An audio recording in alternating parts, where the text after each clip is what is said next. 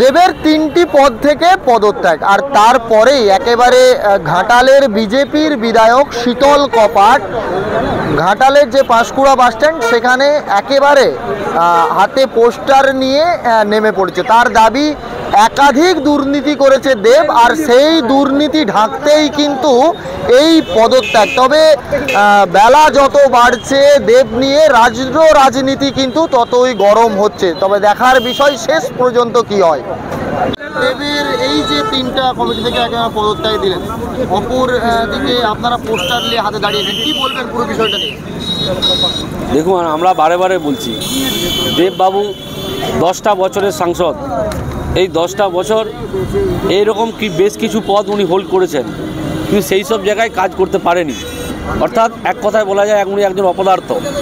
কিন্তু আমরা জানি যে উনি যেভাবে এই পদের থেকে একটার পর একটা দুর্নীতি করেছে, উনি বুঝতে পেরেছেন যে পশ্চিমবাংলায় বিজেপি ক্ষমতায় আসছে, আর কোনো বাঁচার কোনো রাস্তা নেই। একটাই রাস্তা, যদি আগে থেকে তিনি এই জায়গা থেকে সরে যান। তো সেই কথাই ভেবে তিনি পদত্যাগ করেছেন এবং এলাকার মানুষের কাছে ভাবমূর্তি ভালো রাখার চেষ্টা করছেন। কিন্তু আমরা জানি, এলাকার মানুষও জানে যে উনি কীভাবে দুর্নীতি করেছে। তো সেই দুর্নীতিটা সবার সামনে তুলে ধরার জন্য আমরা গোটা লোকসভা জুড়ে এই প্রচারটা করব এবং আওয়াজটা তুলব যে এই লোকসভার সমস্ত আপামর জনগণ যেনাকে দেবতা বলে আশীর্বাদ করেছিলেন, তিনি সেভাবে কীভাবে উন্নয়নের নাম করে আত্মসাৎ করেছে, দুর্নীতি করেছে। দেব বিজেপিতে যেতে পারে, আপনারা কি করবেন তখন? দেখুন, এই বিষয়ে আমাদের কাছে কোনো খবর নেই। এটা আমাদের পার্টির শীর্ষ নেতৃত্ব বলতে পারবে, এবং এই প্রশ্নটা আপনারা সরাসরি দেববাবুকে করবেন, তিনি আরও ভালো বলতে পারবেন। তো এই বিষয়ে আবার বলবো, আমাদের কাছে এটা কোনো খবর নেই। আমাদের কাছে দলের শেষ কথা, দলের নীতি আদর্শ মেনে আমরা এই দলের সঙ্গে যুক্ত হয়েছি। দল যেটা বলবো আমরা সেটাই করবো, দলের বাইরে আমরা কেউ নেই।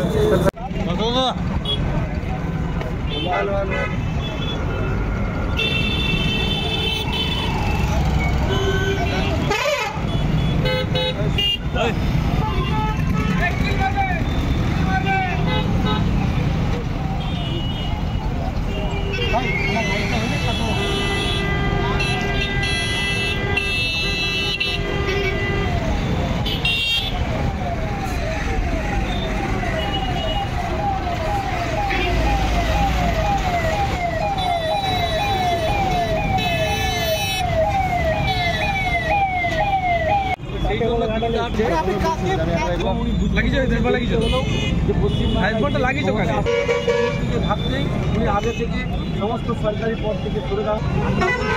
বাংলার মানুষ বলছে যারা মানুষের টাকা আমরা গোটা এলাকা দিয়ে